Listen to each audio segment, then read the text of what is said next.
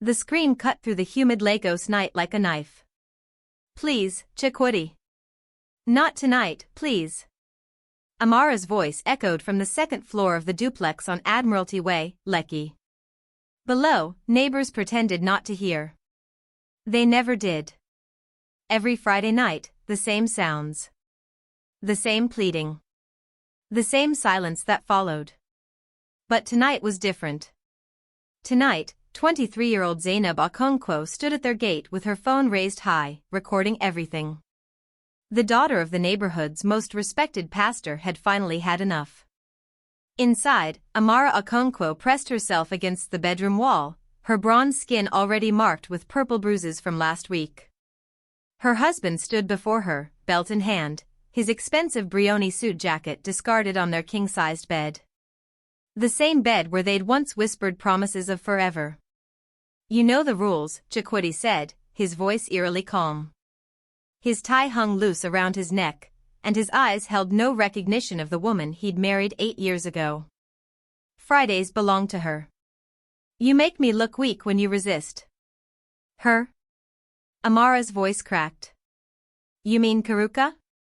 The belt cracked against the wall beside her head. Amara flinched, tears streaming down her angular face. Her cornrows, carefully braided just yesterday at the salon, now hung askew. "Don't say her name." Chukwudi's composure shattered. "You're not worthy to speak her name. She's everything you'll never be, powerful, connected, beautiful. I'm your wife. You're my obligation." He moved closer, and Amara could smell the expensive cologne Nkiruka had gifted him. "She demands proof of my devotion. Every Friday, I show her I choose her over you. Every Friday, I send her videos of how easily I control you." The words hit harder than any belt ever could. "Videos?" Amara's legs nearly gave out. "You've been filming this?" Chukwudi's laugh was cold. "How else would she believe me? How else would she know that you, the perfect Amara, daughter of the late Chief Okonkwo, the woman everyone thinks is so blessed, how else would she know you're nothing but my property?" Amara's mind raced back through 3 years of Friday nights. 3 years since Chukwudi had started his business partnership with Nkiruka Okafor, the wealthy widow who owned half of Victoria Island's real estate. 3 years since the beatings began. "She watches them?" Amara whispered. "She celebrates them." Chukwudi raised the belt again. "Now, are you going to kneel, or do I need to make this one extra special for tonight's viewing?" But as his arm swung down, the bedroom door exploded inward. Lagos State Police. "Nobody move." 3 officers rushed in, led by a stern-faced woman in uniform. Behind them, Zainab burst through, phone still recording, tears streaming down her young face. "I called them," Zainab sobbed. "I'm sorry, Uncle Chukwudi, but I couldn't watch this anymore. Every Friday night for 3 years, I've heard Auntie Amara's screams. Every Friday, I've seen you come home at midnight smelling like another woman's perfume. I couldn't stay silent anymore." Chukwudi's face went from shock to rage. "You stupid girl. Do you know what you've done? Do you know who I am?" Senior Advocate of Nigeria, the female officer, Inspector Adiz Nwosu, replied sharply. "We know exactly who you are, Barrister Okonkwo. We also know who Nkiruka Okafor is. And thanks to this young woman's evidence and your wife's medical records that were forwarded to us anonymously this afternoon, we know exactly what's been happening here." "Anonymously?" Amara found her voice. "Who?" "That doesn't matter right now," Inspector Nwosu cut her off gently. "What matters is you're safe. Mr. Okonkwo, you're under arrest for domestic violence and assault." As the officers cuffed Chukwudi, he turned venomous eyes on Amara. "You think this is over? You think Nkiruka will let you destroy what we have? You have no idea what's coming for you. She owns this city. She owns judges, politicians, everyone who matters." "Maybe," Amara said quietly, finding strength she didn't know she possessed. "But she doesn't own me anymore. As they led Chukwudi away, Inspector Nwosu turned to Amara. Mrs. Okonkwo, there's something you need to know. The evidence we received today, it wasn't just your medical records. Someone sent us videos. Dozens of them. Videos of your husband and Mrs. Okafor plotting these attacks. Videos of her watching the recordings of your abuse and celebrating them. Amara's blood ran cold. Who sent them? The files came from an encrypted account. But the message with them said, a debt repaid. She saved me once, now I save her. Does that mean anything to you? Amara's mind spun through memories, searching for meaning. Then her phone buzzed. An unknown number. The message read, remember the girl at Palms Mall last year? The one you stopped from jumping? She never forgot. Neither did her brother, Nkiruka's IT specialist. You saved his sister's life. Now he's saved yours. But Amara, this is only the beginning. Nkiruka knows it was him. She's coming for you both. Run. Amara's hands trembled as she looked up at Inspector Nwosu. How long will he be held? With evidence like this? We can hold him for at least 72 hours, maybe longer. That's not enough time, Amara whispered, reading the message again. Nkiruka Okafor doesn't forgive. She doesn't forget. And if she's as powerful as everyone says. Her phone buzzed again. Another unknown number. Tomorrow, 2 p.m., Redemption Chapel, Acacia. Come alone. Your husband's crimes go deeper than you know. So do mine. It's time you learned the truth about the man you married, and the woman who owns him. The message was signed, N.O. Nkiruka herself had reached out. What would you do if your past was exposed in front of everyone? Amara whispered to herself, then looked at the phone. Hit like if you've ever been judged unfairly, and comment where you're watching from. As Inspector Nwosu tried to comfort her, Amara stared at the message. Tomorrow she would face the woman who'd orchestrated her torture. Tomorrow she would learn the truth. But tonight, she had to decide, run or stand and fight. The third message came as she packed a bag with shaking hands. Your father knew my secrets. That's why he had to die. See you tomorrow, daughter-in-law. Let's discuss your inheritance, and why you'll never see a kobo of it. Amara dropped the phone. Her father hadn't died of a heart attack. He'd been murdered. What do you think happens next? Comment below. The morning sun burned through Lagos's smog as Amara's Uber pulled up to Redemption Chapel. Her ribs still ached from Friday night, purple bruises hidden beneath a long-sleeved Ankara dress. She'd barely slept, her father's face haunting every moment of darkness. Chief Amara Okonkwo. Beloved community leader. Philanthropist. Dead at 56, 3 years ago, right before the beating started. The timing couldn't be coincidence. Redemption Chapel stood modest among Acacia's bustling streets, its white walls adorned with a simple wooden cross. Nothing like the mega-churches that dominated Lagos. Amara checked her phone, 1:58 p.m. Her fingers hovered over Inspector Nwosu's number, but Nkiruka's message had been clear, come alone. The chapel doors creaked open. Inside, afternoon light filtered through stained glass, painting rainbow shadows across empty pews. At the altar, a woman knelt in prayer, her cream-colored igbada flowing around her like water. Even from behind, her presence commanded the space. You came. Nkiruka didn't turn around. Her Igbo accent carried refined edges, the product of British boarding schools and old money. I wasn't certain you would. Most beaten dogs learn to cower. I'm nobody's dog. Amara walked down the aisle, each step echoing. You said my father was murdered. That I'd never see my inheritance. Start talking, or I'm going straight to the press with everything. Nkiruka finally stood, turning to face her.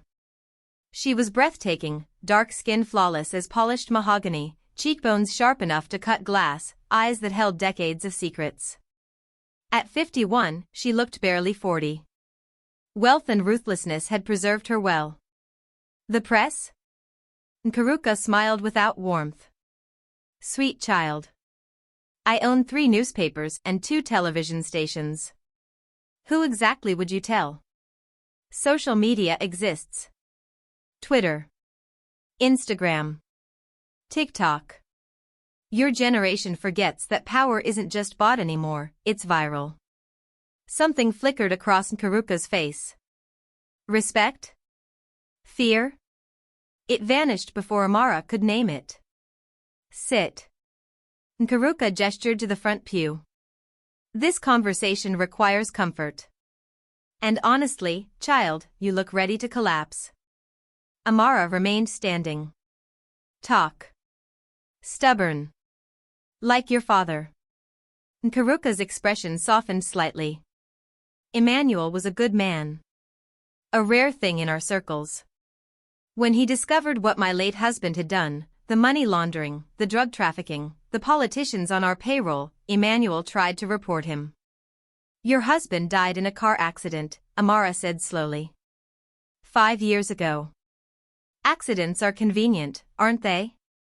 Nkiruka's smile turned sharp. Emmanuel found evidence that would have destroyed everything. So I made him an offer, marry your daughter to my nephew's protégé, a promising young lawyer named Chukwudi, and I'd ensure his charitable foundation received unlimited funding. Refuse, and I'd expose his own secrets. Amara's stomach dropped.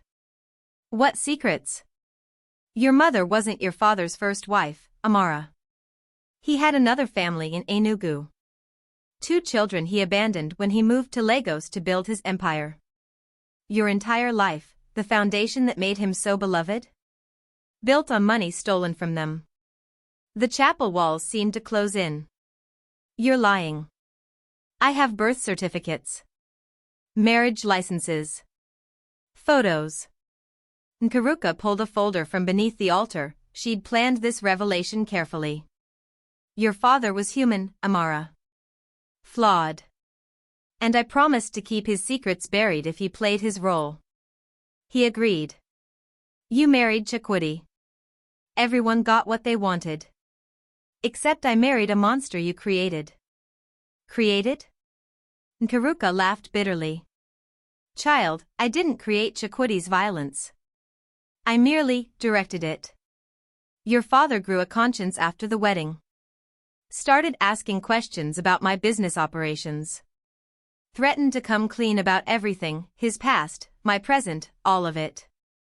He said he'd rather face shame than let you suffer. Tears burned Amara's eyes.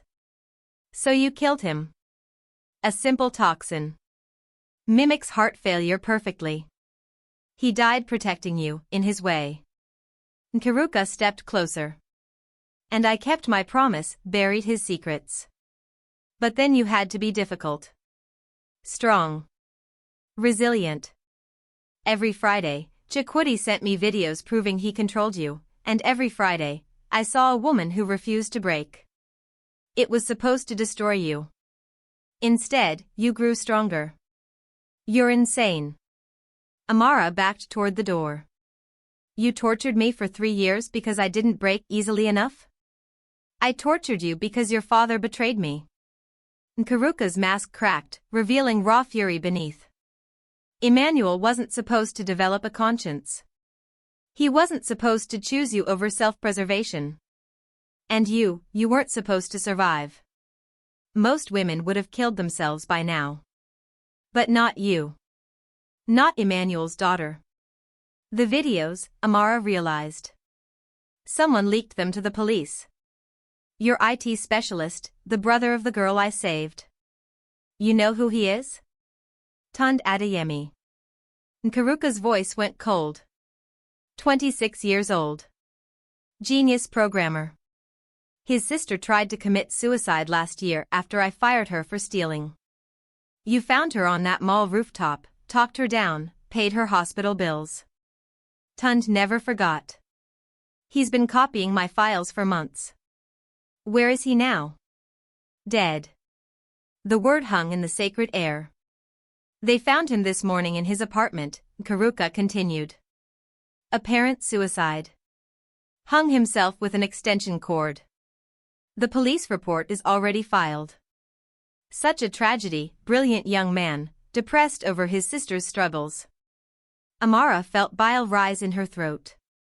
You murdered him. Just like my father. I protected my interests. Just like I'm protecting them now. Nkiruka pulled out her phone, showing Amara a video. Tund leaked evidence to the police, yes.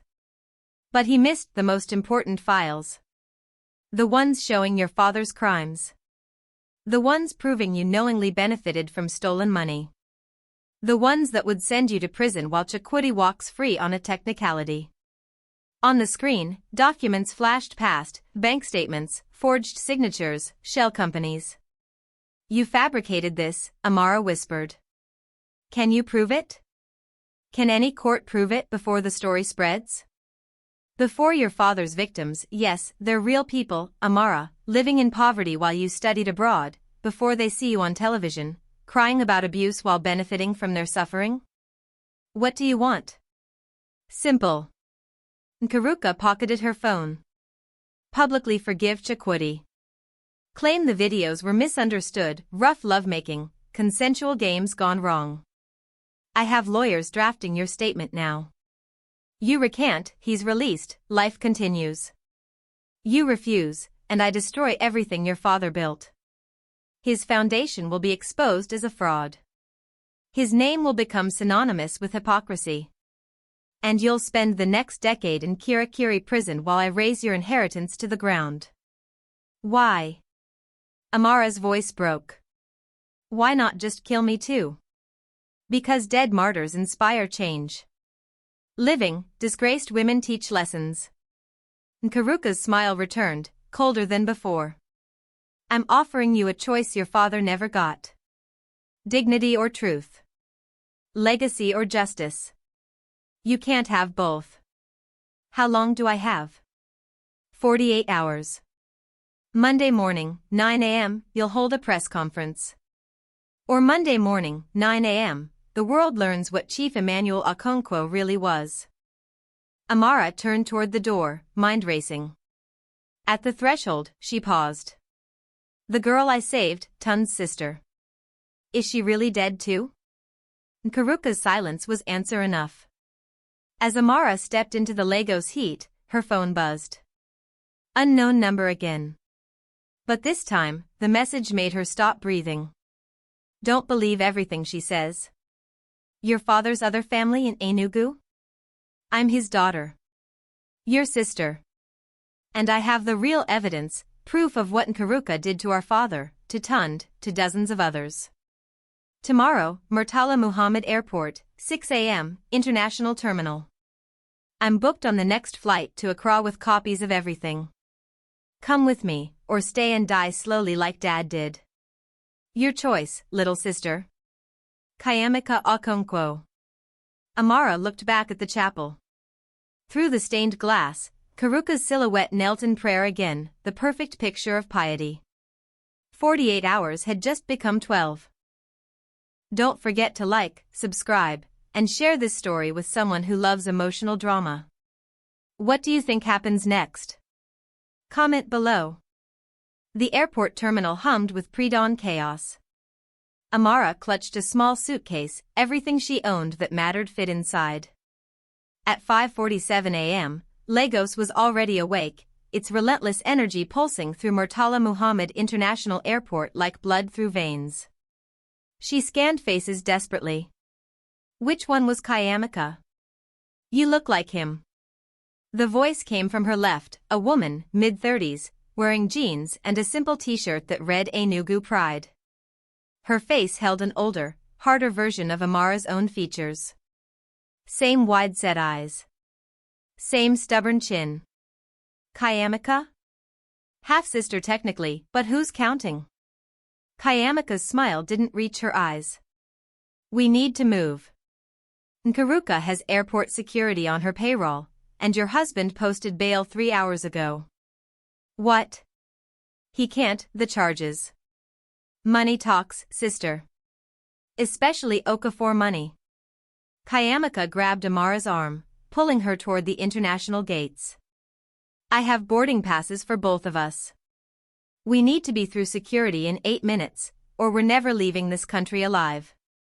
They rushed through crowds, women in colorful geli heading to early flights, businessmen with designer briefcases, families reuniting and separating. Normal life, unaware that 2 women running past them carried evidence that could topple empires. How did you find me? Amara asked as they joined the security line. I've been watching you for 3 years. Ever since I learned our father married you off to Chukwudi. Kayamaka's jaw tightened. I work as an investigative journalist in Enugu. When Dad died, I didn't believe the heart attack story. Too convenient. Too clean. So I started digging. You knew about the other family? About how Dad abandoned us. Kayamaka's laugh was bitter. Oh yes. I was 10 when he left. My brother was 8. Mom died of heartbreak, literally, her heart just gave up, 2 years later. We grew up in poverty while you lived in Lekki mansions. So yes, Amara, I knew. The words cut deep, deserved. I'm sorry. Sorry doesn't feed hungry children. They reached the metal detectors. Kayamaka lowered her voice. But revenge isn't why I'm here. Dad might have abandoned us, but he tried to make it right before he died. He'd been sending money secretly, setting up trust funds for my brother and me. That's how I afforded journalism school. That's how I learned to fight back against people like Nkiruka. They cleared security. The departure board showed their flight, Ghana Airways to Accra, boarding in 20 minutes. In here. Kayamaka pulled Amara into a family restroom, locking the door. She removed a laptop from her backpack, fingers flying across keys. I'm about to show you something that will change everything you think you know. But first, I need to know, are you with me? Truly with me? Because once you see this, there's no going back to your comfortable life. My comfortable life? Amara lifted her sleeve, revealing the mottled bruises. This is what comfortable looked like. Kayamaka's expression softened slightly. Fair point. She turned the laptop around. The screen showed a video, grainy footage from what looked like a hospital security camera. The timestamp read 3 years ago, the date of their father's death. Dad didn't die at home, Kayamaka said quietly. He died at Lilly Clinic in Victoria Island. This footage shows his room, 2 hours before his death was recorded. On screen, Chief Emmanuel lay in a hospital bed, apparently sleeping. Then a figure entered, elegant, purposeful. Even in the poor lighting, Nkiruka Okafor was unmistakable. She approached the 4, removed something from her purse, injected it into the line. Within minutes, Chief Emmanuel began seizing. Nkiruka watched calmly, then left. Amara's hands flew to her mouth. It gets worse. Kayamaka switched files. This is from Nkiruka's personal computer. Tunde Adeyemi copied it before she killed him. Documents filled the screen. Bank statements showing millions funneled from legitimate businesses into offshore accounts. Emails arranging accidents for journalists, prosecutors, anyone who got too close. Photos of politicians in compromising positions. A digital empire of blackmail and murder. My God, Amara whispered. There's more. Kayamaka's voice hardened. Remember those secrets Nkiruka claimed about Dad? The stolen money? The abandoned family? All true, but not the way she told it. Dad didn't steal from us. He was Nkiruka's husband's accountant. He discovered their money laundering scheme and threatened to expose it. They forced him to choose, take the fall for financial crimes that would send him to prison, or disappear his first family. Make it look like he abandoned us. So he chose. He chose to sacrifice his reputation to protect us. Publicly, he was a deadbeat dad. Privately, he funneled clean money to us through shell companies, using the same tricks he'd learned from Nkiruka's operations. It took me years to trace it all back. He wasn't a villain, Amara. He was trapped. Tears streamed down Amara's face. Why didn't he tell me? Because involving you meant putting you in danger. Which is exactly what happened when you married Chukwudi. Kayamaka closed the laptop. But here's what Nkiruka doesn't know: before Dad died, he gave me something. A flash drive containing encrypted files that even Tund couldn't access. Files that prove Nkiruka murdered her own husband. Files that show she's been running a criminal empire for 2 decades. Files that... The bathroom door shuddered under heavy pounding. Mrs. Okonkwo. A male voice, official and cold. Airport security. Open this door immediately. Kayamaka and Amara locked eyes. The window, Kayamaka whispered. We're on ground level. There's a service road. I know who you're with. The voice continued. We have warrants for both of you. Attempted murder of Barrister Chukwudi Okonkwo, theft of corporate documents, conspiracy to commit fraud. You're both under arrest. How? Amara started. The beatings, Kayamaka realized. Nkiruka spun the story. She's claiming you attacked Chukwudi, that the bruises were self-inflicted, that you're working with me to blackmail her. She's making us the criminals. Open the door, or we'll break it down. You have 10 seconds. Kayamaka threw open the window. Outside, dawn had broken fully, Lagos sunrise painting the sky in oranges and golds. The service road sat 5 feet below, empty except for a single taxi. That taxi, it's Tund's sister, Blessing. She survived Nkiruka's attempt on her life. She's been helping me from the shadows. Kayamaka climbed through first, then helped Amara. But Amara, listen carefully, we're about to become fugitives. Wanted women. Everything changes now. Behind them, the door splintered. They ran. The taxi peeled away as security officers emerged from the terminal, shouting into radios. But Blessing drove like she'd been preparing for this moment, sharp turns through service lanes, expert navigation of airport roads. Where to? Blessing's voice was hoarse, scarred from her near hanging. She couldn't have been more than 24. Port Harcourt, Kayamaka decided. We have allies there. Journalists who've been waiting for evidence like this. We go public before Nkiruka can spin more lies. Amara looked back at the airport receding behind them. Her old life, her identity, everything she'd known had gone. What about the flash drive? She asked. The one Dad gave you? Kayamaka patted her pocket. Right here. But there's a problem. The encryption requires 2 passwords. I have one, Dad gave it to me before he died. But the second?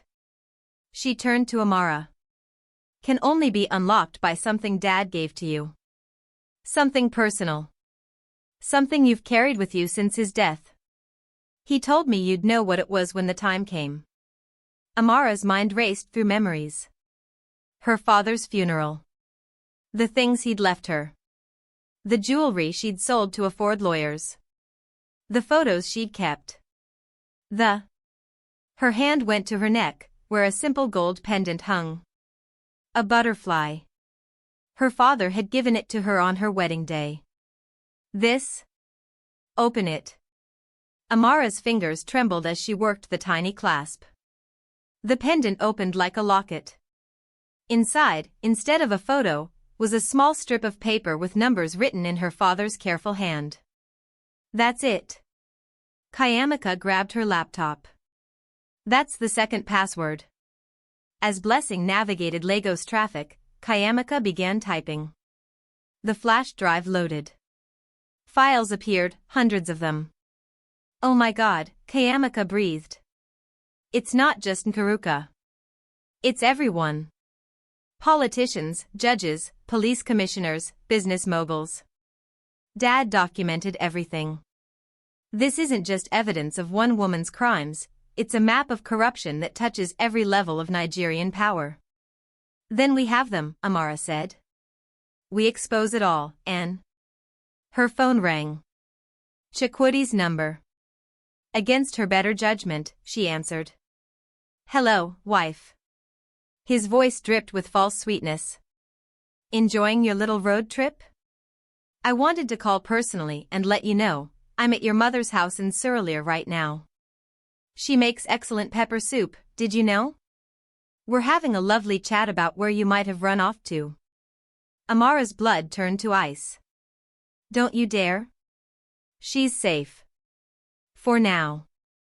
But Amara, if those files Nkiruka is carrying go public, if you say even one word to any journalist or police officer or social media account, well, let's just say your mother's health is very delicate. Heart conditions run in families, don't they? The line went dead. Amara stared at Nkiruka, then at Blessing, then at the laptop filled with evidence that could free them all. They have my mother, she whispered. If we publish, they'll kill her. If we don't publish, Nkiruka wins and we're fugitives forever.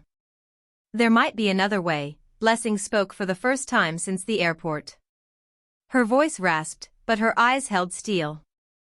Nkiruka tried to kill me because I saw something. Something that terrifies her more than any evidence or exposure. Something that, if revealed, would make her empire crumble from within. What? Both sisters asked simultaneously.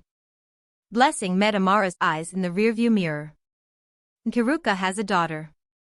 Hidden for 30 years. A daughter who's been raised in secret, never knowing her real mother. A daughter who's powerful, connected, and decent, everything Nkiruka is not. And Amara, you know her. You've met her. Who is it?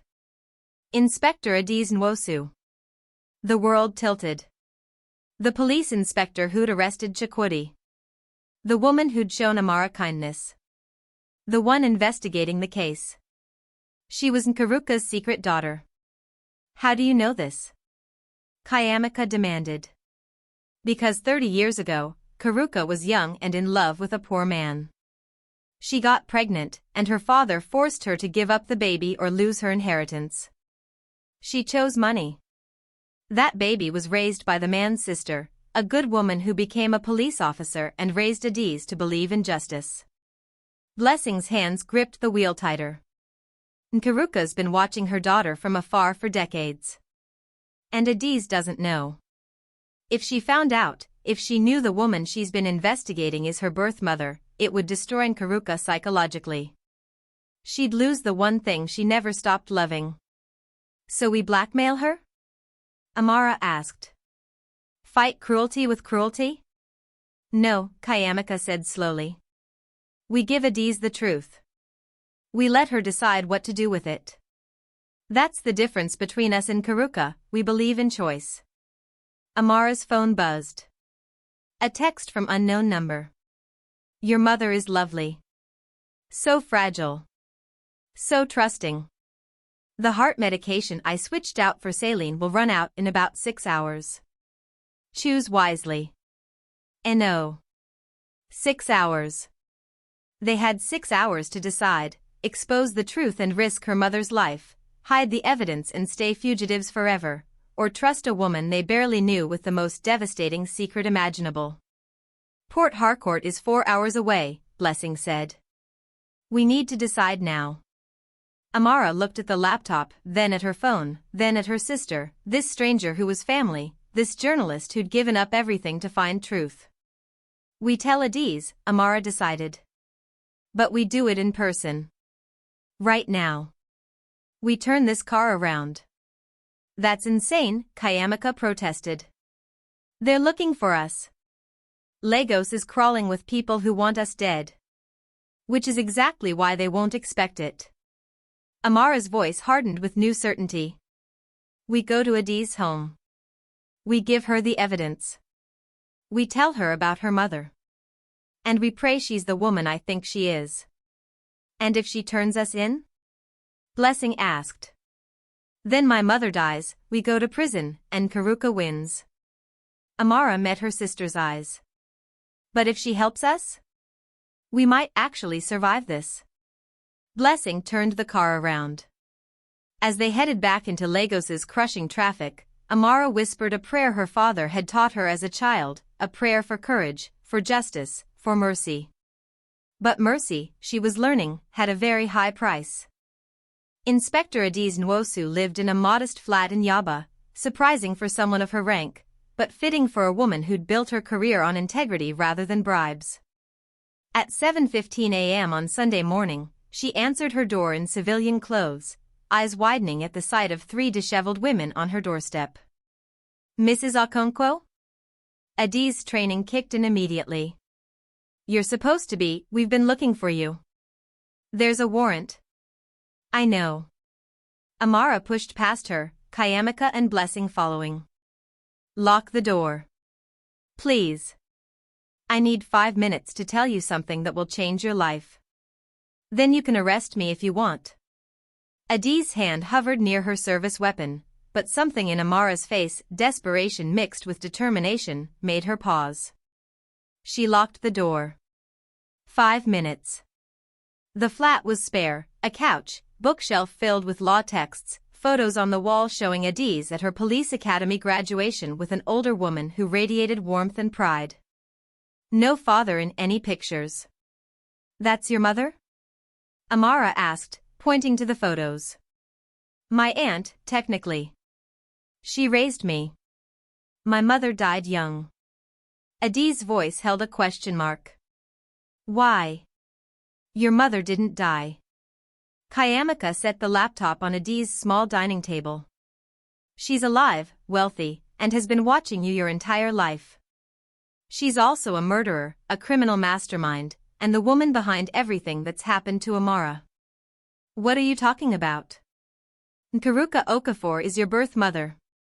The words landed like grenades. Adiz's face cycled through emotions, disbelief, anger, denial, and finally, devastating recognition. She sank onto her couch. No. No, that's Aunt Patience told me my mother died in childbirth. That she was young, scared, unmarried. That. Your aunt lied to protect you. Blessing stepped forward, voice gentle despite its raspiness. Patience Nwosu was my friend. Before Nkiruka had her killed 6 months ago. Adiz looked up, eyes glistening. What? The heart attack your aunt had? Wasn't natural. Nkiruka found out Patience was preparing to tell you the truth on your 30th birthday. She couldn't risk it. You're lying. You're wanted fugitives trying to manipulate me. We have proof. Kayamika opened the laptop. Birth certificates. Adoption papers. Hospital records from 30 years ago showing Nkiruka Okafor giving birth to a healthy baby girl, then surrendering her to Patience Nwosu, Nkiruka's boyfriend's sister. The boyfriend, your father, died in a construction accident 2 years later. Also arranged by Nkiruka's family. She turned the screen around. Documents filled the display, each one a piece of a hidden life. Adiz stared, hands trembling. Why? Why would she? Because her father threatened to disinherit her if she kept you. Because she chose money over love. Because she was 21 and terrified. Amara sat beside her carefully. But she never stopped watching you. Every promotion, every case, every moment of your career, she knew about it. I think, in her twisted way, she's proud of you. Proud? Adiz's voice cracked. She killed the woman who raised me. Yes. That's who Nkiruka Okafor is, someone who loves and destroys in equal measure. Kayamika pulled up more files. But Ada. 2/2 retrio. Continue. Ease, there's more. And you need to see all of it before we ask anything of you. For the next 20 minutes, they showed her everything. Chief Emmanuel's murder. The systematic abuse. The blackmail empire. The bodies buried literally and figuratively. Tunde Adeyemi's suicide. The web of corruption stretching through Lagos like poison through veins. With each revelation, Adi's face hardened. The daughter of integrity watching her birth mother's monstrous legacy unfold. Finally, Kayamaka showed her the encrypted files, the full map of Nkiruka's criminal network. "This is enough to bring down half of Lagos's elite," Adiz whispered. "Politicians, judges, my own commanding officers, they're all here. Which is why we need you," Amara said. "We can't just release this publicly. Nkiruka has my mother hostage. She switched her heart medication for saline. We have."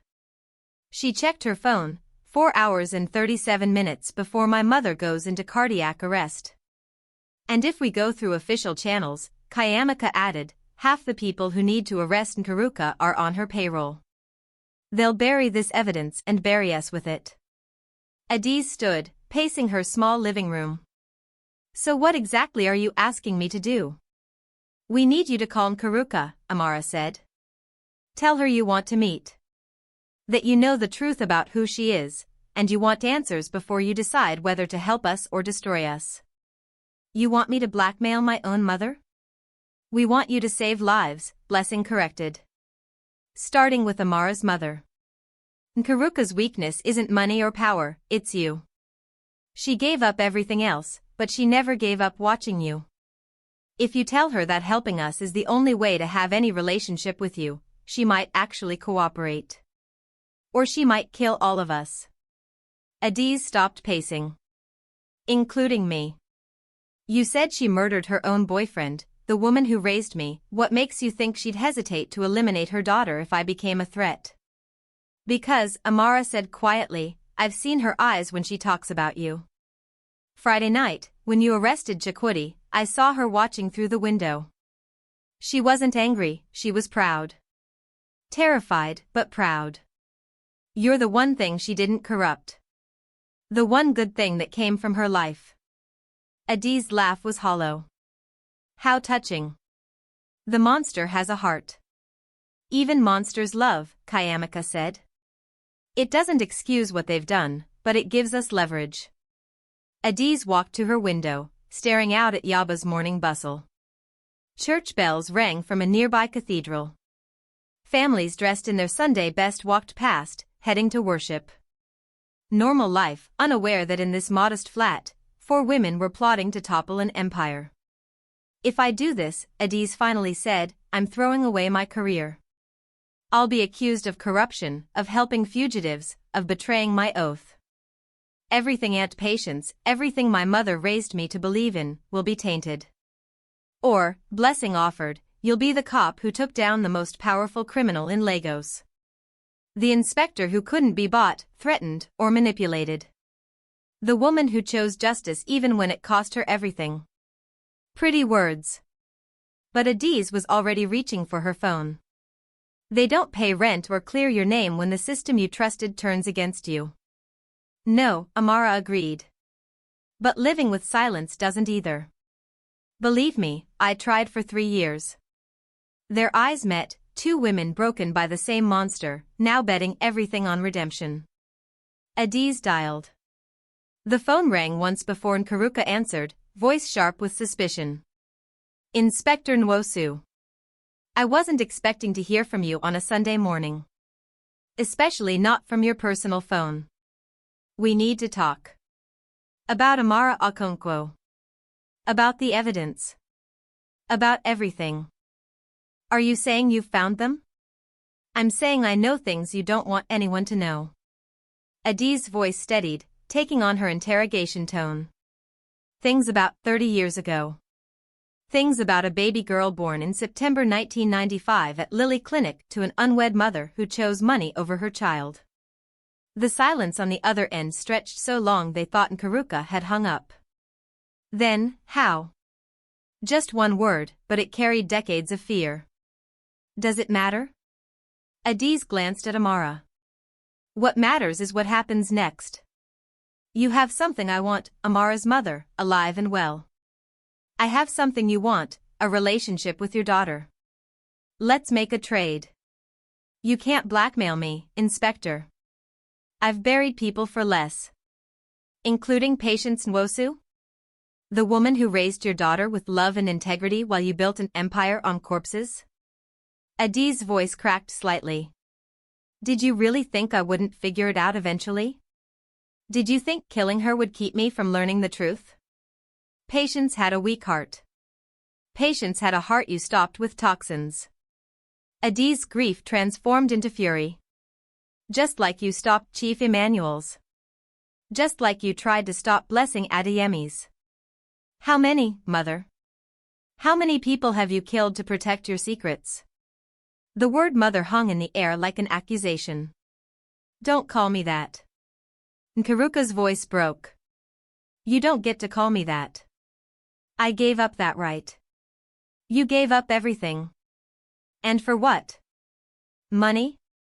Power? Was it worth it? Was it worth watching your daughter from the shadows while the woman who actually raised her loved her unconditionally? You don't understand what it was like. Then explain it to me. Adi's tone shifted, becoming almost pleading. Face to face. Right now. Come to my apartment alone. Bring Amara's mother alive and well. And maybe, I'll consider not releasing everything to every media outlet in Nigeria. If I come, you'll arrest me. If I wanted you arrested through official channels, you'd already be in custody, or you'd have buried me like you buried Patience. Adi's strategic mind was working now. But we both know the system is broken. Half the police force is on your payroll. So no, if you come, we talk. Woman to woman. Mother to daughter. Criminal to cop. And we find a solution that doesn't end with more bodies. Another long silence. 1 hour. I'll bring Mrs. Okonkwo. But Adi's, Inspector, if this is a trap, if there are other police waiting, I'll burn Lagos to the ground finding everyone you love. Understood? Perfectly. 1 hour. Just you, Mrs. Okonkwo, and the truth. The call ended. Adi's lowered her phone, hands shaking. She's coming. God help us, she's actually coming. What's the plan? Kayamika asked. We can't just talk our way out of this. Nkiruka doesn't negotiate, she dominates. We record everything, Adi's decided, her police training reasserting itself. Hidden cameras, audio backup. She confesses to even one murder on tape, and we have leverage to force her cooperation. I know people, journalists, federal investigators, even international agencies who've been trying to build a case against her for years.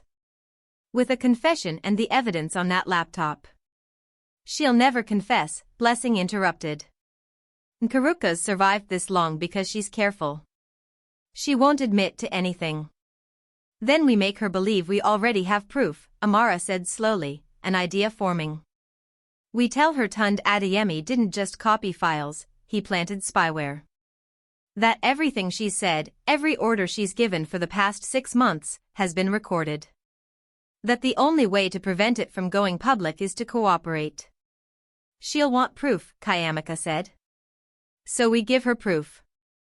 Amara pulled out her phone, scrolling through the messages Nkiruka had sent. These texts alone show conspiracy to commit murder, blackmail, extortion. We show her we have enough to destroy her, then offer her a way out, partial immunity if she cooperates. Freedom for her daughter's love. The system doesn't work that way, Adiz objected.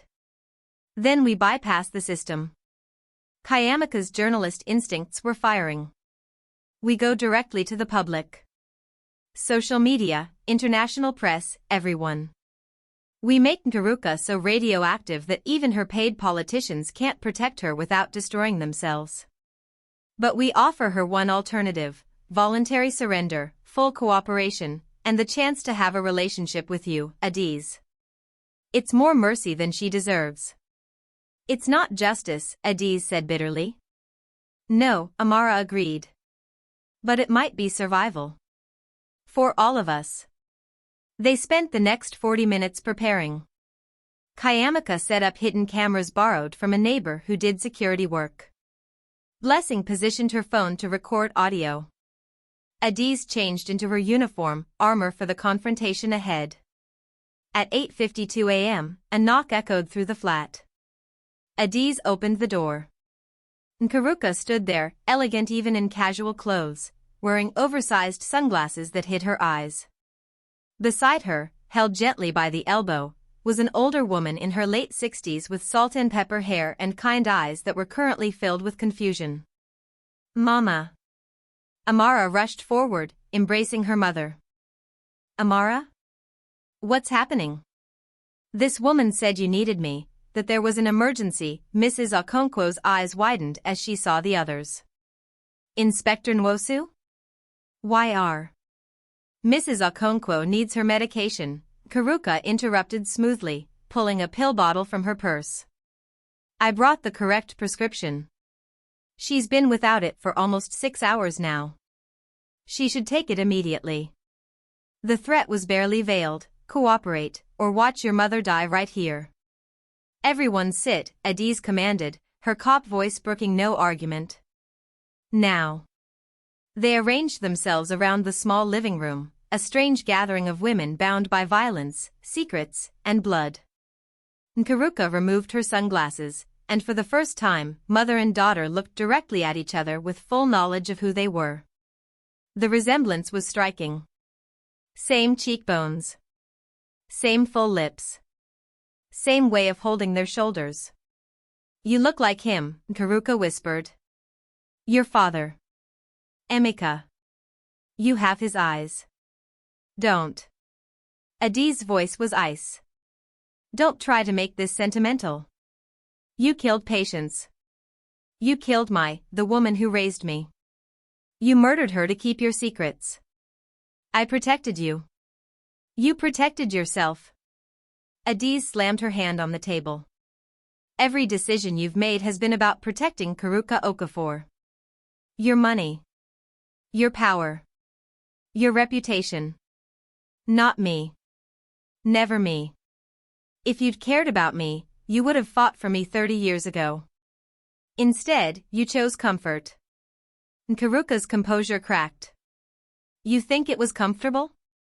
Giving you up tore me apart. Every day for 30 years, I've lived with that choice. Every achievement you earned, every case you solved, I watched from the shadows, proud but aching because I couldn't be part of it. Then why kill Patience? Why not just tell me the truth?" "Because Patience was going to poison you against me. She was going to tell you I was a monster before I could explain." "You are a monster." Adiz stood, fists clenched. "You beat Amara through her husband for 3 years. You murdered her father. You've killed dozens of people. What explanation could possibly justify any of that?" "Survival." Nkiruka stood too, decades of controlled fury finally erupting. "You grew up with the luxury of morality because Patience was a police officer with a salary and a pension. I grew up with a father who beat me, who told me I was worthless, who said my only value was marrying well. When I got pregnant with you, he gave me a choice: abortion or disowning. I couldn't abort you, I couldn't. So I gave you to someone who could love you the way I couldn't afford to. You inherited millions? After I gave you up. After I married a man I didn't love and helped him build a criminal empire. You want to know why I became a monster? Because monsters survive. Good people like your father, like Patience, like Chief Emmanuel, they get destroyed. So I chose to be the destroyer instead of the destroyed." The silence that followed was broken only by Mrs. Okonkwo's labored breathing. "Mama needs her medication," Amara said quietly. "Please." Nkiruka handed over the pill bottle. Amara checked the label: legitimate prescription, correct name. She gave her mother 2 pills and water. "Now what?" Nkiruka asked, voice drained. "You have your mother back. You have evidence against me. You have." She looked at Adiz. "You have everything. What do you want?" "Full confession," Kayamika said, opening her laptop. "Every crime. Every murder. Every official you've bribed. Every file, every secret, everything." You record a video confession right now, and we make a deal. What kind of deal? You surrender to federal authorities, not Lagos Police, federal. You cooperate fully with their investigation. In exchange. Adiz took a breath. In exchange, I'll testify that you assisted in bringing down your own network. That you voluntarily cooperated. It won't keep you out of prison, but it might reduce your sentence from life to something with the possibility of parole. And the real exchange? Nkiruka asked shrewdly. What do you actually want? Visits, Adiz said simply. If you do this, if you actually cooperate, if you spend the rest of your life trying to repair even a fraction of the damage you've caused, I'll visit you. Not as your daughter. Not as family. But as the cop who believes even monsters can choose redemption. Tears streamed down Nkiruka's face, the first genuine emotion anyone had seen from her. That's all?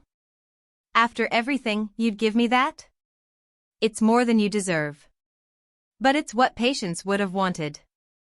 She believed people could change, even when the system said they couldn't. Adiz's voice softened slightly. Prove her right. For once in your life, be the mother you should have been. Nkiruka looked around the room at Amara, finally free of her husband's control, at Kayamaka, fighting for truth, at Blessing, scarred but surviving, at Mrs. Okonkwo, alive because they'd outmaneuvered Nkiruka's cruelty. And at Adiz, her daughter, strong and incorruptible despite everything. If I do this confession, Chukwudi will kill me in prison. He's too proud to accept exposure, and he has connections inside every facility. Then we put you in witness protection until trial, Adiz said. Federal custody, isolated unit. He can't reach you there. He can reach all of you though. Nkiruka's voice held genuine fear. If I betray him, if I expose the network, he'll come after everyone in this room. He's not subtle like me. He's violent. As if summoned by his name, Adiz's phone rang. Unknown number.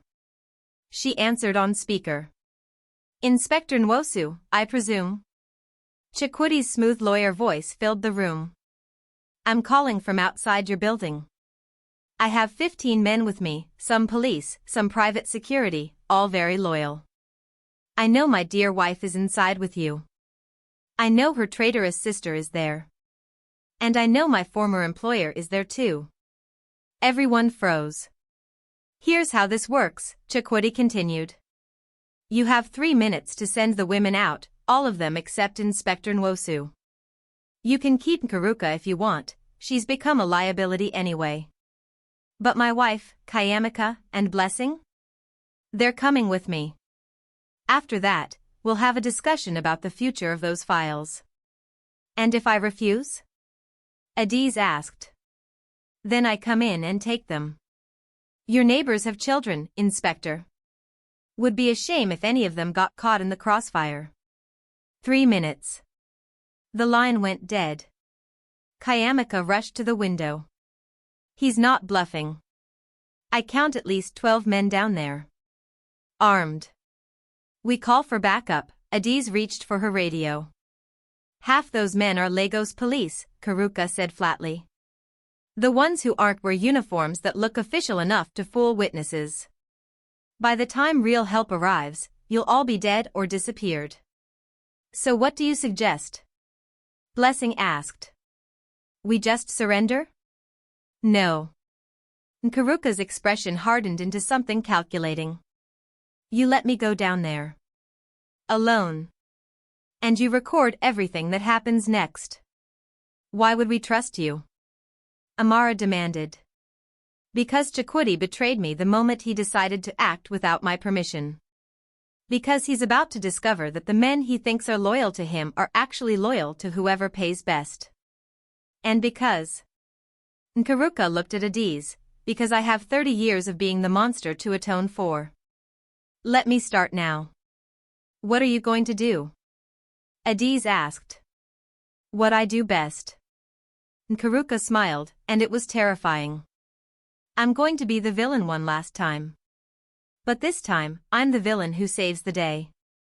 She walked to the door. Record everything. When the dust settles, you'll have your confession, and so much more. And then Lagos's most powerful crime boss walked out to face the man who'd been her weapon, her tool, and ultimately, her downfall. The women rushed to the window. Below, Chukwudi waited beside a black SUV, surrounded by armed men. His face lit up with triumph when he saw Nkiruka descending alone. Finally seeing sense, he called out. "Where are they?" Nkiruka walked until she was face to face with him. Then, loud enough for the hidden cameras to catch every word, she spoke. "Chukwudi Okonkwo, you've been useful but ultimately disappointing. Did you really think I'd let you destroy everything I built because you couldn't control your temper or your pride?" His expression shifted from triumph to confusion. "What? You're under arrest." Nkiruka pulled out her phone, pressing a single button. From 3 different directions, federal agents emerged, real ones this time, with credentials and weapons. The men surrounding Chukwudi suddenly found themselves surrounded. "I made a deal," Nkiruka announced. "Full cooperation in exchange for reduced sentencing. That includes you, Chukwudi. Every beating. Every video. Every order I ever gave you. It's all recorded, and it's all going to the prosecutors. Congratulations, we're both going to prison. But at least I'll have something waiting for me when I get out." She looked up at Adi's window. "She'll have nothing," Nkiruka finished. "Absolutely nothing." As federal agents cuffed Chukwudi, his face a mask of betrayed rage, Nkiruka allowed herself to be cuffed too. But as they led her toward the government vehicles, she smiled. For the first time in 30 years, Nkiruka Okafor felt something like peace. Upstairs, Amara collapsed into her mother's arms, finally safe. Kayamaka began uploading files to secure servers. Blessing called her sister's grave, whispering that justice had finally come. And Adi stood at the window, watching her birth mother sacrifice her freedom for redemption. "What do we do now?" Amara asked. "Now?" Adiz turned from the window. "Now we rebuild. We testify. We make sure every single name in those files faces justice. And we." She paused. "We learn to live with the complicated truth that monsters can sometimes choose to become human again." Don't forget to like, subscribe, and share this story with someone who loves emotional drama. What happens next? Comment below. 3 months later, Lagos Federal High Court stood like a fortress of justice, though everyone knew justice in Nigeria was more negotiation than divine right.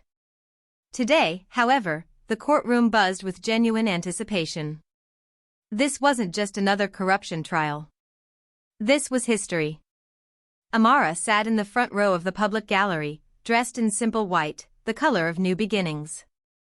Beside her, Kayamaka adjusted the press credentials hanging around her neck. Her exposé, The Okafor Files, How One Woman Controlled Lagos, had gone viral globally, earning her job offers from CNN, BBC, and Al Jazeera. She'd turned them all down to stay and cover this trial. On Amara's other side, her mother squeezed her hand. Mrs. Okonkwo had recovered fully, though the experience had aged her. Gray hair now dominated where black once reigned, but her eyes held new fire. She'd spent the last 3 months working with other victims of domestic violence, turning her pain into purpose. "All rise." Judge Olufemi Adeyinka entered, an older man known for his incorruptibility, which was precisely why he'd been assigned this case. Federal authorities had learned that any Lagos judge on Nkiruka's payroll would torpedo the proceedings. The courtroom settled as 2 defendants were led in. Nkiruka entered first, wearing prison-issued clothing that somehow still looked elegant on her frame. 3 months in detention had thinned her face but hadn't broken her spirit. Her eyes scanned the gallery until they found Adiz, sitting in the back corner in plain clothes. Their gazes held for a moment, complicated, painful, but real. Then Chukwudi was brought in. Amara's breath caught. Her husband, soon-to-be ex-husband, the divorce papers were being processed, looked haggard. Prison had not been kind to the prominent lawyer. His expensive suits were gone, replaced by ill-fitting orange. His confident swagger had become a defensive hunch. When his eyes found Amara, they filled with venom so pure she felt Kayamika tense beside her. "Let him look," Kayamika whispered. "He can't touch you anymore." None of them can. The charges were read: conspiracy to commit murder, domestic violence, assault, extortion, blackmail, money laundering. The list took 10 minutes. Nkiruka pled guilty to every charge. Chukwudi pled not guilty to everything. "Your Honor," Nkiruka's defense attorney, a young public defender who looked overwhelmed, stood nervously. "My client wishes to make a statement before proceedings begin." Judge Adiyinka nodded. Nkiruka rose, and the courtroom fell silent. "I've spent 30 years believing power was the same as strength," she began, voice clear and steady. "I built an empire on fear, manipulation, and violence.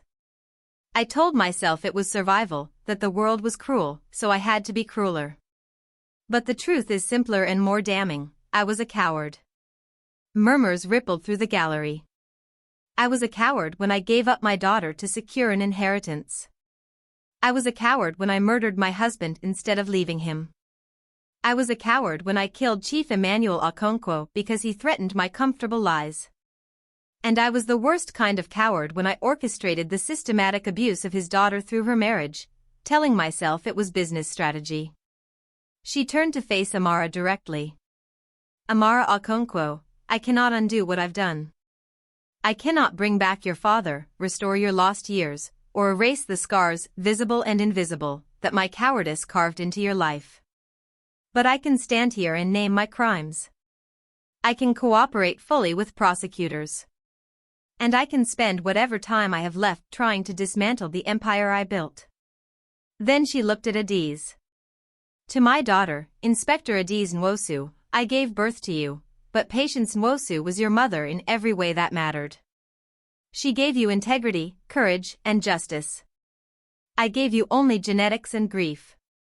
But if you'll allow it, I'd like to spend my remaining years trying to become even a fraction of the woman she was. The woman she raised you to be." She sat down. The courtroom exploded with whispers, which Judge Adiyinka silenced with his gavel. "Mr. Okonkwo, do you wish to make a statement?" Chukwudi stood slowly, and Amara saw the lawyer in him returning, calculating, strategic.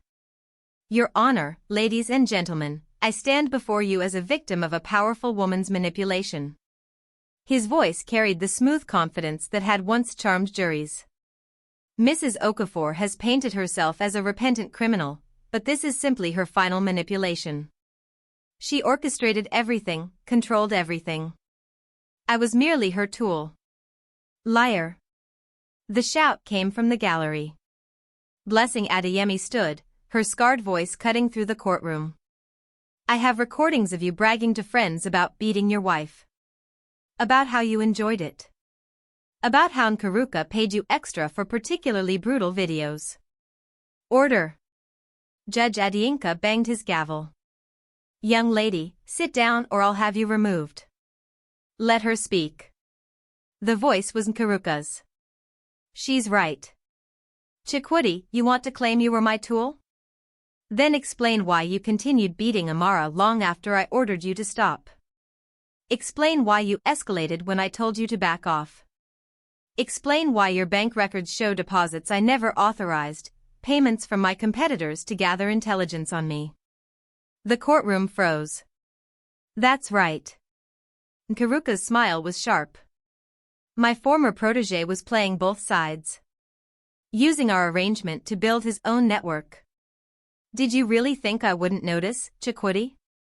I built this empire by noticing everything."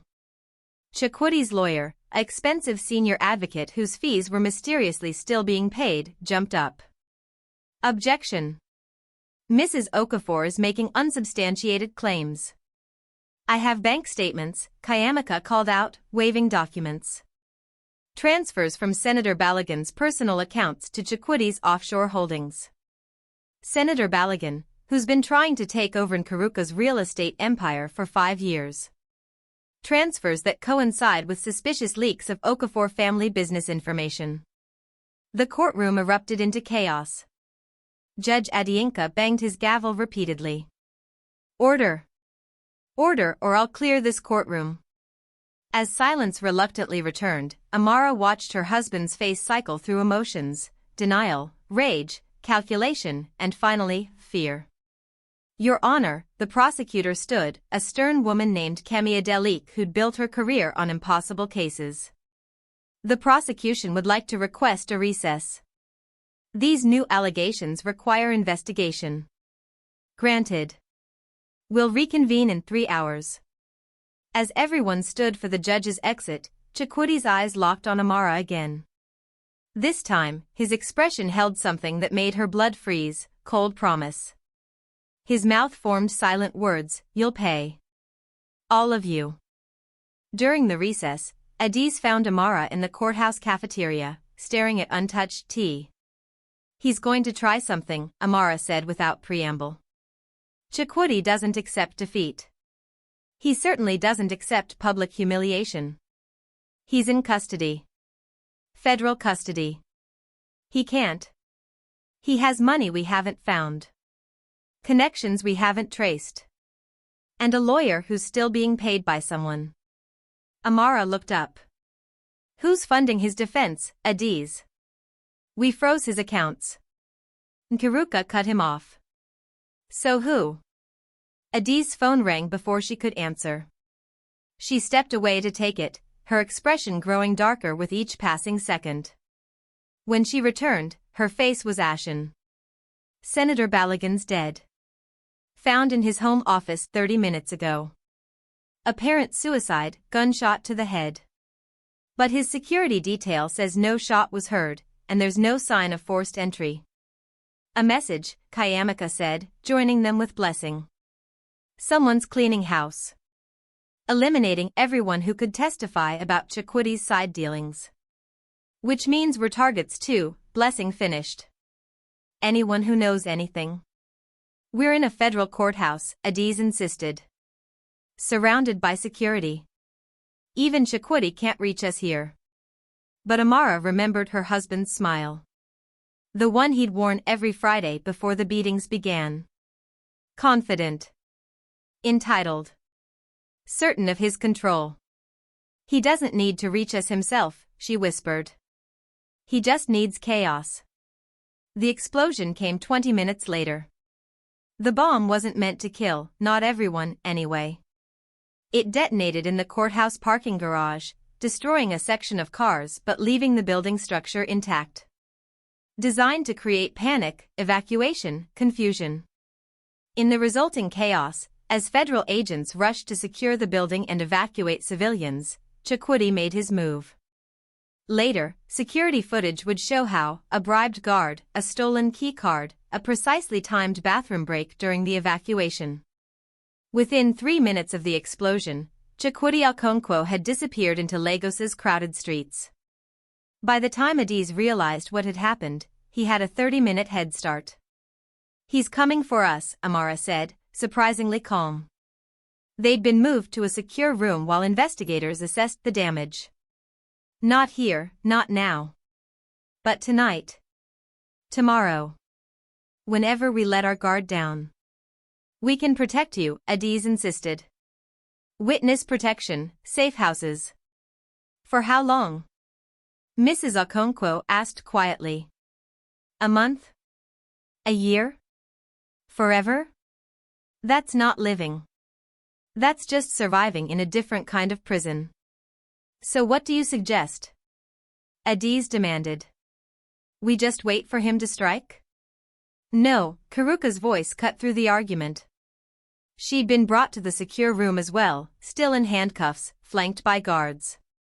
But her eyes held the sharp intelligence that had built an empire. We do what he doesn't expect, Nkiruka continued. We give him exactly what he wants, on our terms. Explain, Adiz ordered. Chukwudi wants revenge. Specifically, he wants to destroy Amara, the woman who exposed him, humiliated him, brought him down. Everything else is secondary. Nkiruka looked at Amara. So we give him access to you. In a location we control. With witnesses he doesn't know about. You want to use me as bait, Amara said flatly. I want to give you the confrontation you never got. The chance to face him on equal ground. Nkiruka's expression was almost gentle. I took away your power once. Let me help you reclaim it now. This is insane, Adiz protested. We're talking about a violent man who's just escaped federal custody. He's desperate, dangerous.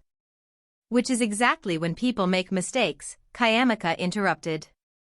Nkiruka's right. We control the location, the timing, the terms. We record everything, get a confession on tape that seals his fate forever. And we give Amara something more valuable than any trial verdict. What's that? Blessing asked. Closure, Amara answered. The chance to look him in the eye and show him he didn't break me. That I'm stronger now than I ever was as his wife. The room fell silent. If we do this, Adiz said finally, it's by the book. Full federal oversight. Wire surveillance. Tactical teams on standby. At the first sign of actual danger, we shut it down. Agreed? Where? Mrs. Okonkwo asked. Where could we even? The house, Amara said softly. Our house. The duplex in Lekki where it all happened. He'll think it's poetic, returning to where he had power over me. He won't be able to resist. It's perfect, Nkiruka agreed. He knows that house. He'll feel confident there. Overconfident. That's when we'll have him. Adiz looked at Amara, really looked at her. Saw the woman who'd survived 3 years of systematic abuse. Who'd risked everything to expose the truth. Who'd stood before her attacker's mistress and refused to break. Your choice, Adiz said. But Amara, you don't have to prove anything to anyone. You've already won. This isn't about proving anything. Amara stood, and something in her posture had changed, straightened, strengthened. This is about ending it. Completely. So I can finally move forward instead of constantly looking over my shoulder. Then we do it tonight, Adiz decided. Before he has time to plan too carefully. We leak the location through channels we know he's monitoring. Make it look accidental, a conversation overheard, a document left unsecured. He'll think he's one step ahead. When he's actually walking straight into our trap, Kayamaka finished. As plans were made and roles assigned, Nkiruka caught Adiz's arm. Thank you, the older woman whispered. For letting me help. For not shutting me out completely. Don't mistake strategy for forgiveness, Adiz replied coldly. You're helping because it serves justice. Not because we're family. I know. Nkiruka's eyes glistened. But maybe someday. Maybe, Adiz conceded. If you spend the rest of your life earning it. That's a very big if. As the group dispersed to prepare, Amara walked to the courthouse window. Outside, Lagos continued its chaotic rhythm of traffic jams, street vendors, the endless hustle of survival. Somewhere in those crowded streets, her husband was planning his revenge. But for the first time in 3 years, Amara wasn't afraid. She was ready. Blessing joined her at the window. You sure about this? No, Amara admitted. But I'm sure I can't live in fear anymore. Whatever happens tonight, it ends. One way or another. Blessing nodded, fingers unconsciously touching her throat where rope scars remained. Then let's make sure it ends our way. As sunset painted Lagos in golds and purples, the trap was set. By nightfall, Chukwudi would walk into the house where he'd once held absolute power. And he would discover that power, like everything else in Lagos, could change hands in an instant. The duplex in Lekki stood silent as Amara entered for the first time in 3 months. Every room held ghosts, memories of violence wrapped in expensive furniture and modern art. The bedroom where Fridays meant terror. The living room where she'd practiced smiling for public events. The kitchen where she'd hidden bruises under long sleeves while cooking his favorite meals. Federal agents are positioned in the neighbor's house and in the compound's security building, Adiz whispered through the earpiece Amara wore. Sniper on the roof across the street. Tactical team in vans 2 minutes away. You're completely covered. But Amara felt exposed, standing in the living room wearing a simple dress, no armor, no weapons, just herself. He's 3 minutes out, Kayamika's voice came through. She was monitoring from the Federal Command Center, tracking the phone signal they'd deliberately leaked. Moving fast. Amara, you can still back out. No. Amara's voice was steady. This ends tonight. The clock showed 8:47 p.m. Friday night. How fitting. She heard the front door open, he still had keys, apparently. Footsteps in the foyer, confident and purposeful. Then Chukwudi appeared in the living room doorway, and Amara's breath caught. He'd acquired a gun. Hello, wife. His smile was the one from their wedding photos, charming, warm, completely false. I knew you'd come here. You always were predictable. Federal agents are surrounding the building, Amara said, keeping her voice level. You won't leave here alive if you use that weapon. Won't I? He laughed, stepping closer. The gun remained at his side, threatening without being actively pointed. You think I don't know about your little trap? I counted 6 positions before I even entered the compound. But here's what you don't know, I brought insurance. He pulled out his phone, showing her a video feed. Mrs. Okonkwo sat tied to a chair in an unfamiliar room, fear in her eyes. Mama. Amara lurched forward. Aha. Chukwudi raised the gun now. She's at a location only I know. My associate has orders. If I don't check in every 15 minutes, your mother dies. So those federal agents outside? They're going to stand down. Or you'll watch your mother's execution on live video. He's bluffing, Adiz's voice crackled in Amara's ear. We have your mother in protective custody. That video is fake or what? Chukwudi's grin widened. Or I paid the protection detail better than the government did? Sweet Amara, you still think the system works. That justice matters. But in Lagos, in all of Nigeria, there's only one thing that matters, who has more money and fewer morals. You're wrong. Amara forced herself to stand tall. I spent 3 years believing that. Believing I was helpless because you had power and money. But you know what I learned? Power is temporary.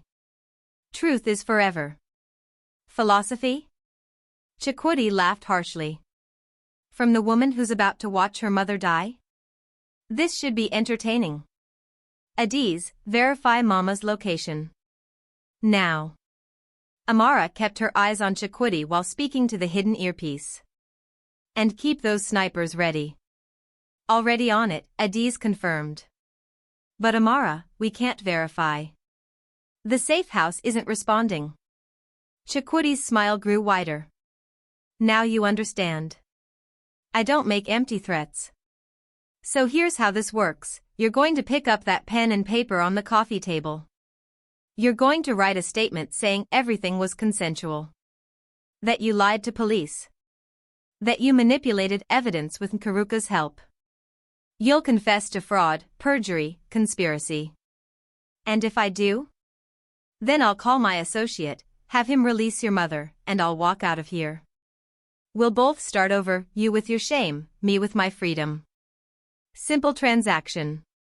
You'll kill us both anyway. Probably. His honesty was chilling. But at least your mother might live. Isn't that worth your dignity?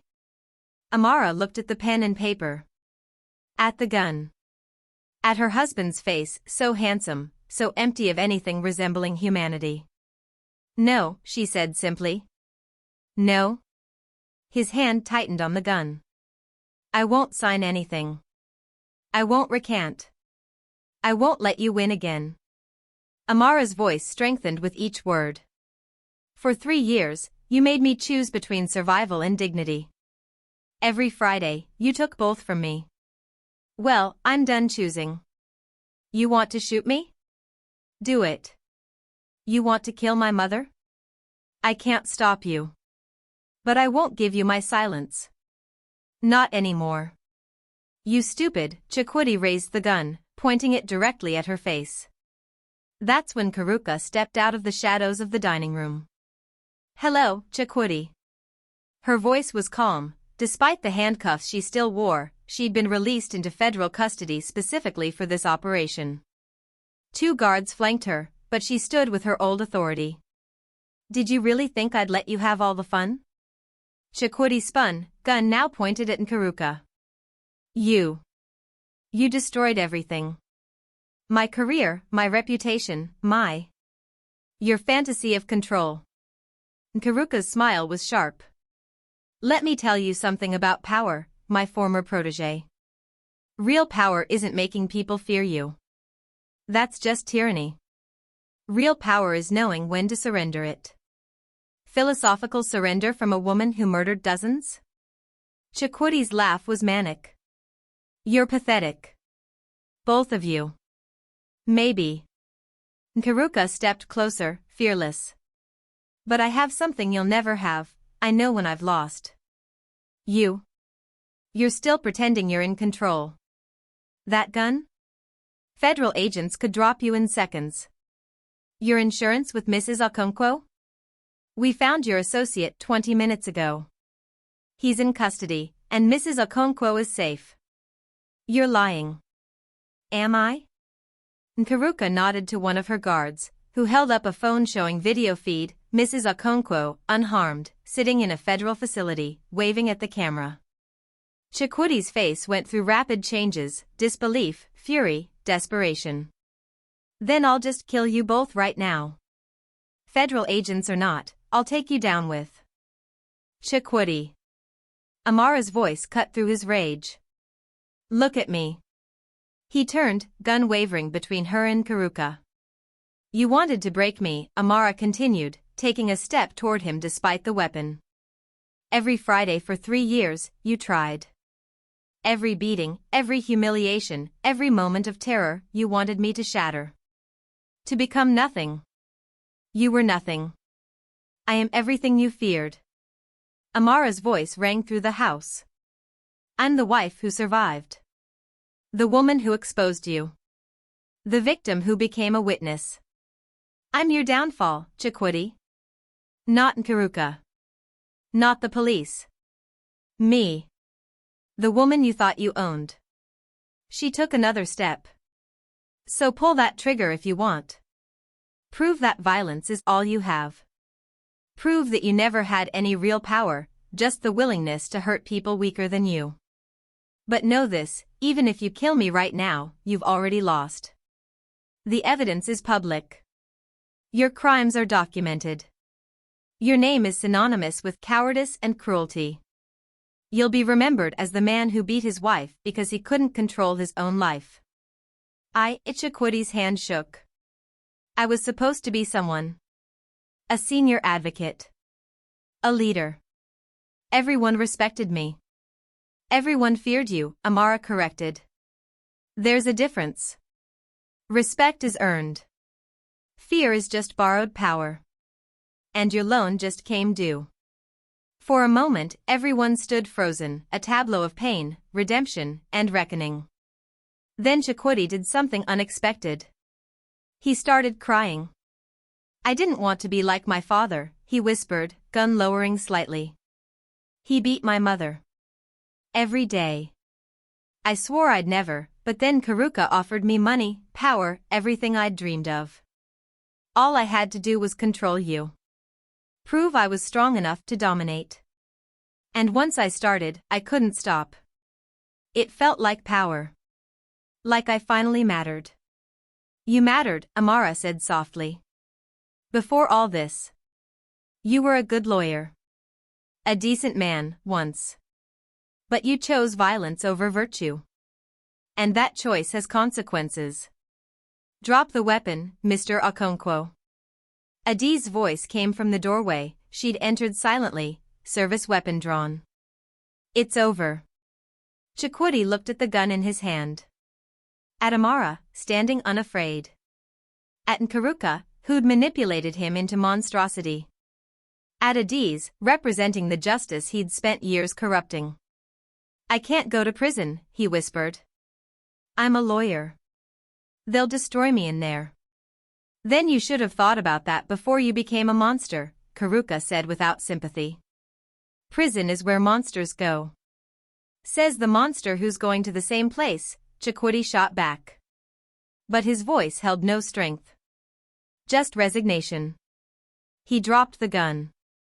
Federal agents swarmed in immediately, securing him with practiced efficiency. As they cuffed him and read his rights, Chukwudi looked at Amara one last time.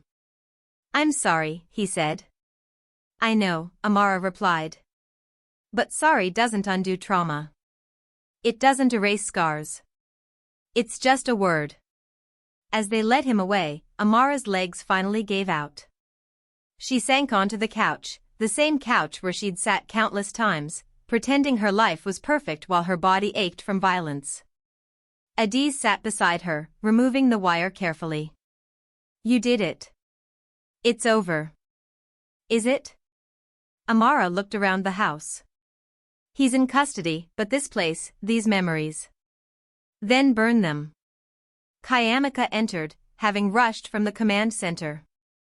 Blessing and Mrs. Okonkwo followed, her mother immediately pulling Amara into an embrace. Burn them? Amara asked through tears. Not literally, Nkiruka clarified. But this house? Sell it. The money? Use it to start over. The memories? Replace them with new ones. Better ones. You're not that beaten wife anymore, Amara. You're the woman who fought back. Who exposed corruption. Who survived. She's right, Nkiruka added. Her guards had allowed her to stay, though she remained cuffed. This chapter is closed. But you get to write the next one. That's more than I ever gave you. More than you gave yourself. Amara looked at this unlikely group, her mother, her sister, her husband's mistress turned unexpected ally, the cop who was Nkiruka's secret daughter, the woman who'd nearly died helping them all. What happens now? She asked. To all of us? I go to prison, Nkiruka said simply. Probably for the rest of my life. But I'll cooperate with every investigation. Help dismantle everything I built. It won't redeem me, but it might help someone. I finish my reporting, Nkiruka added. Turn this into a book. Make sure people understand how systematic abuse works. How corruption touches everything. How one woman's courage can start a revolution. I rebuild the police department, Adi said. Use this case to root out corruption. Train officers to recognize domestic violence. Honor Patience's memory by making the system she believed in actually work. I start a foundation, Mrs. Okonkwo announced. For domestic violence survivors. In Emmanuel's name. Turn his complicated legacy into something purely good. And I tell my story, Blessing finished. Help other survivors know they're not alone. That survival isn't weakness, it's strength. They all looked at Amara. She paused, thinking. I heal. I divorce. I reclaim my name, I'm going back to Amara Emmanuel, my father's daughter. And I live. Loudly, publicly, joyfully. I refuse to let trauma define me. That's the spirit. Nkiruka smiled, and for once it looked genuine. You know, if I'd had your courage 30 years ago, maybe I wouldn't be here. Maybe I would have kept my daughter. Maybe I would have chosen differently. You can still choose differently, Adiz said quietly. Starting now. Every day in prison, you can choose to be someone better than who you were. Will you? Nkiruka hesitated, vulnerability cracking her usual confidence. Will you visit? Like you said? Adiz was silent for a long moment. Once a month, she finally answered. For 1 hour. Not as your daughter, I don't know if I'll ever be that. But as a reminder that redemption is possible. That people can change. Thank you. Nkiruka's tears flowed freely now. That's more than I deserve. It's not about deserving, Amara interjected. It's about choosing grace over bitterness. Healing over hatred. We could let what was done to us turn us into monsters too. But we're choosing differently. As federal agents prepared to transport Nkiruka back to custody, she paused at the door. Amara? My entire fortune, everything that's not seized as criminal proceeds, I'm putting it in a trust. For domestic violence victims. For women rebuilding their lives. For the people I should have helped instead of hurt. You'll be the trustee. Use it to create the change I was too cowardly to create myself. I will, Amara promised. Not for you. For them. Nkiruka nodded, accepting the distinction. Then she was gone, led away to face decades of consequence. 6 months later, Amara stood in a new apartment, modern, bright, nothing like the duplex.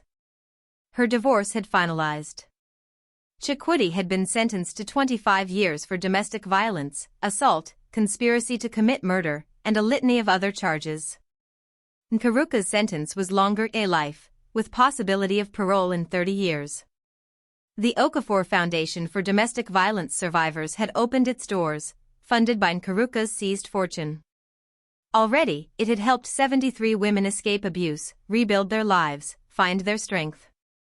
Kayamika's book, The Friday Night Truth, had become an international bestseller, sparking conversations about domestic abuse, corruption, and redemption across Africa and beyond. Adiz had been promoted to chief inspector, tasked with reforming Lagos's police force.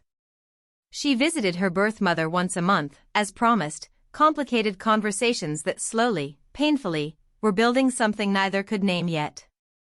Mrs. Okonkwo's foundation in Emmanuel's name had funded schools in Enugu, providing opportunities for the children of the family he'd abandoned. Healing that old wound with new hope. Blessing had become a public speaker, her scarred voice now a symbol of survival rather than shame. And Amara? Amara woke up each morning without fear. Dated carefully, trusting slowly, but open to love again. Worked at the foundation, helping women find their voices. Laughed without permission. Cried without shame. Lived without looking over her shoulder. On this Friday evening, the first Friday of November, exactly 1 year after her arrest of Chukwudi, Amara sat on her balcony watching Lagos's sunset. Her phone buzzed with a message from Adiz. Had my monthly visit with Nkiruka today. She asked about you. Wanted me to tell you she's teaching other inmates to read. Says it's her first honest work in 30 years.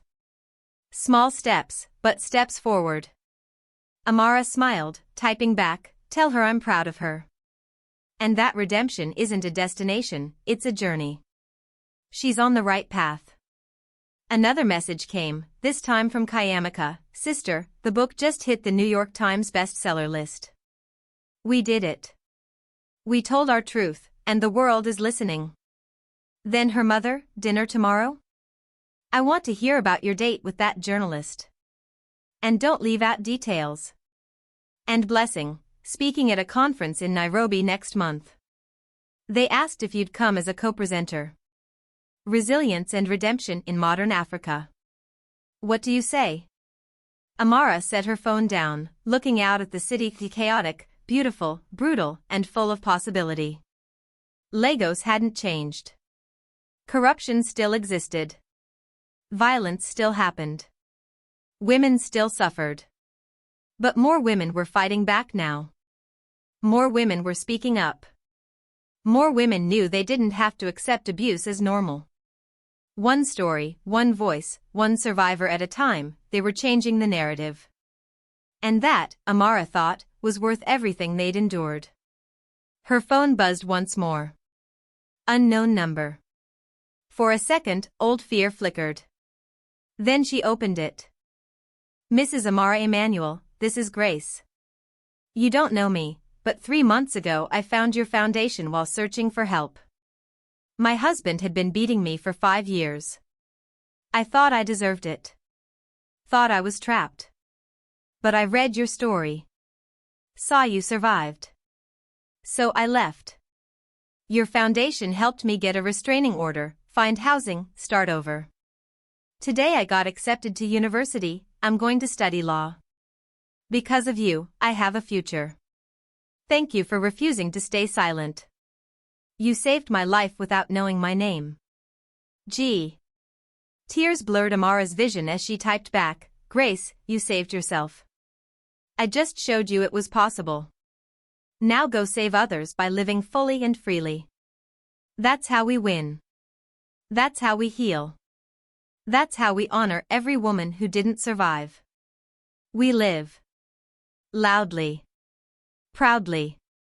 Without apology. Welcome to your new life. As the sun set over Lagos, painting the sky in purples and golds, Amara raised a glass of wine, alone, but not lonely. Free, and finally at peace. The Fridays of terror were over. The Fridays of joy were just beginning. The end. Thank you for following Amara's journey from victim to survivor to victor. If this story touched you, please like, subscribe, and share it with someone who needs to hear that survival is possible, that redemption is real, and that every Friday can be rewritten. Comment below with your thoughts, and tell us, how do you define true strength? Your engagement helps us create more stories that matter. From all of us at K-Smart's Mythic Tales, stay strong, stay resilient, and never stop fighting for your truth.